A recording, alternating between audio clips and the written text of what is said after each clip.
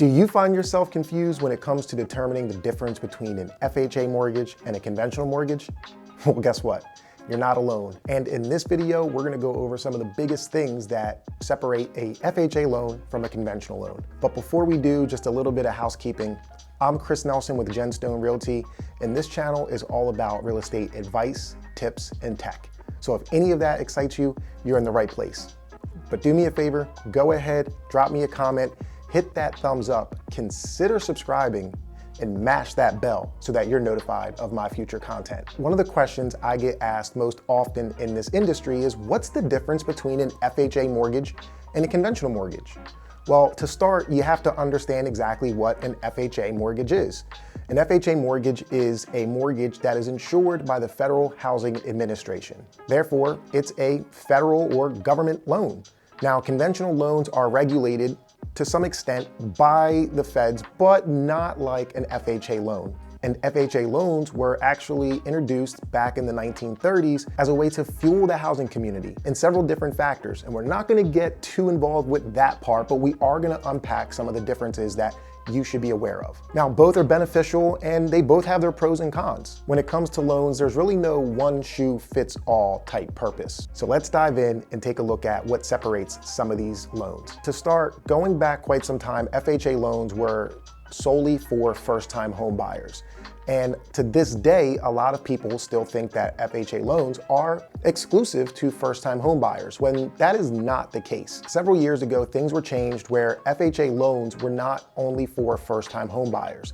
They actually are also for repeat home buyers. The difference is you can't have a current FHA mortgage and then buy another property with an FHA mortgage.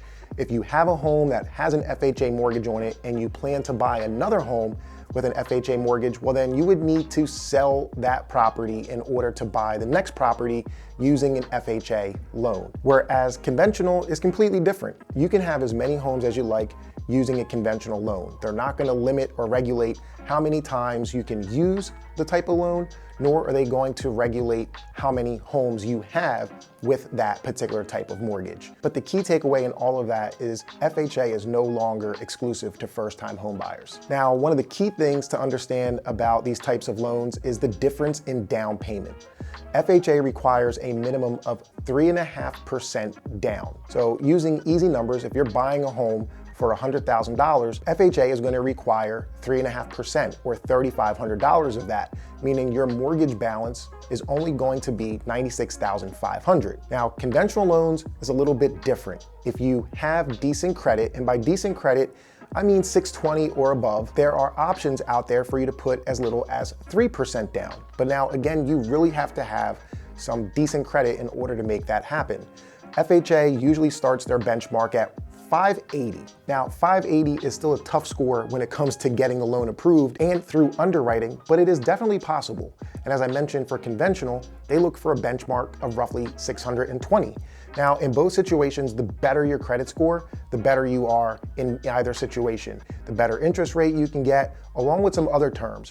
But FHA, no matter what, is a minimum of 3.5% down. You can put more money down, but there may not be much of an upside aside from bringing your overall mortgage payment down.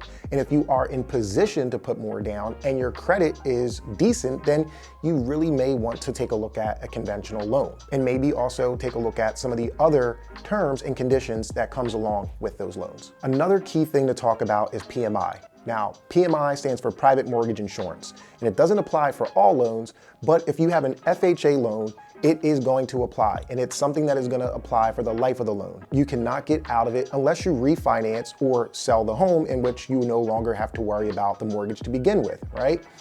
But PMI basically says to the investor who owns that paper that in the event the borrower defaults on that loan, that mortgage insurance premium would protect that investor, so that technically if the servicer had to foreclose on that loan, the investor really is not out any money. And I'm not going to go into detail as to why this was put into place, but just know that it exists.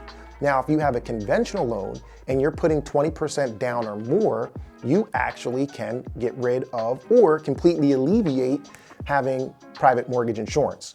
The other way around that is either with an FHA mortgage or a conventional mortgage.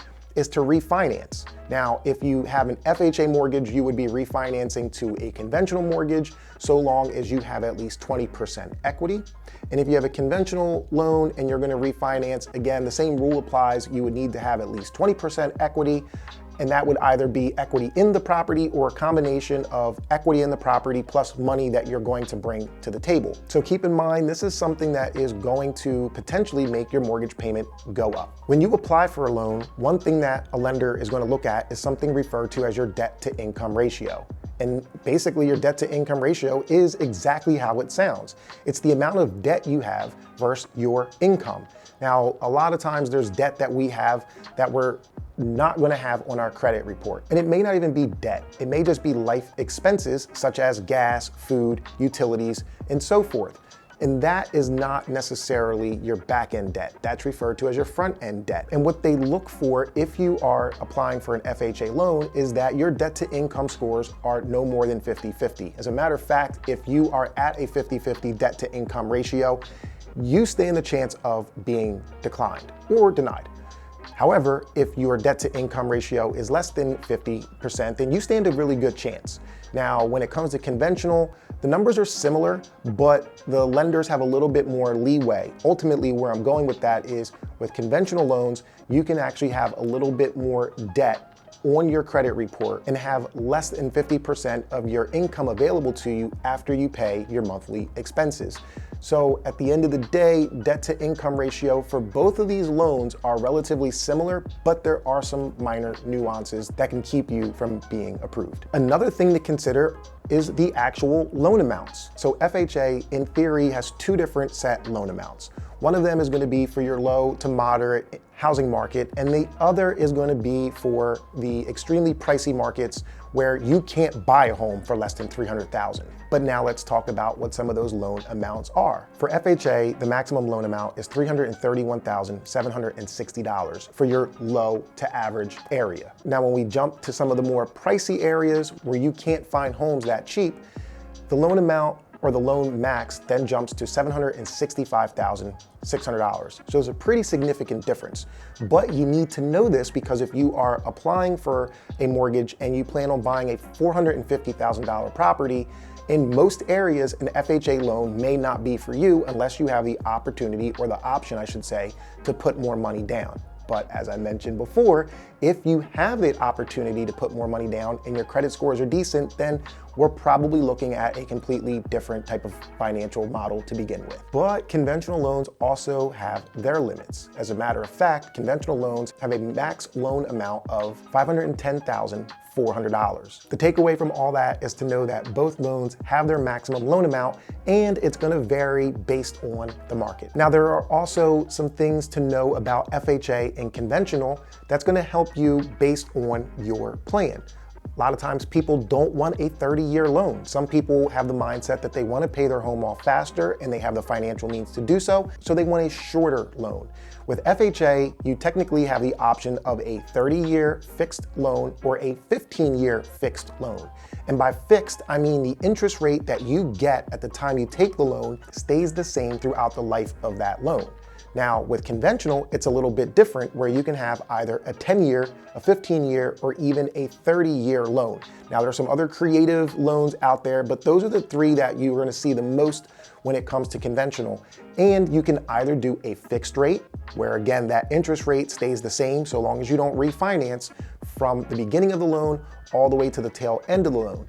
Or you can do something like an adjustable rate mortgage. Now, adjustable rate mortgages are an animal in themselves, and they can be disastrous if you're not paying attention and if you don't have the right plan. As a matter of fact, throughout the last housing crisis, when people lost the equity in the home and their interest rates went up quite a bit, I met with a lot of homeowners who were in some really, really tough situations and technically underwater with very limited options. So just know that these different types of loans apply, but it's going to be up to you and maybe your financial advisor or your realtor and your loan officer to help you understand exactly what loan makes the most sense for you. And last but not least comes property standards, or property condition. Both loans are going to be contingent upon an appraisal. It doesn't matter if you have conventional, FHA, or any other type of loan. The lending institution who is giving you this loan wants to make sure that the value of the home is not less than the loan that they're issuing, because then right off the bat, the servicer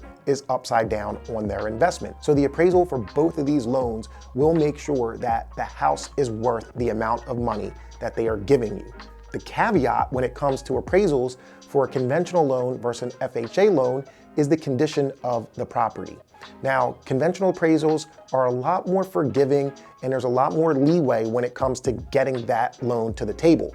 FHA has requirements on condition. As a matter of fact, things such as peeling paint, loose handrails, working utilities, working appliances, self-supporting windows, trip hazards, and trust me when I say the list goes on, the list goes on. The FHA appraiser who shows up is potentially going to require some corrective action. And a lot of times, unless this corrective action is addressed, well, then you're not going to get the loan. And the sticky situation comes into play where a lot of times the sellers don't want to do those repairs, or maybe they're not in position to do the repair.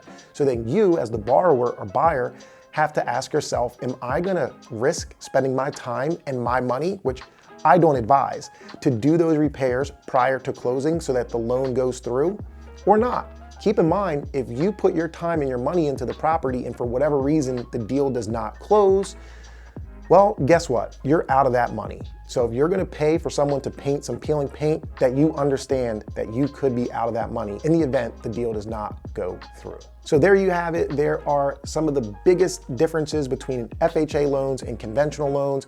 Hopefully you found some value in this video, but do me a favor, like, comment, and/or share, because if I can get this information in front of just one person who finds it of value, well then, my job is done. Once again, I'm Chris Nelson with Gemstone Realty, and I appreciate you for stopping by to check out another episode of Just a Tip Tuesday.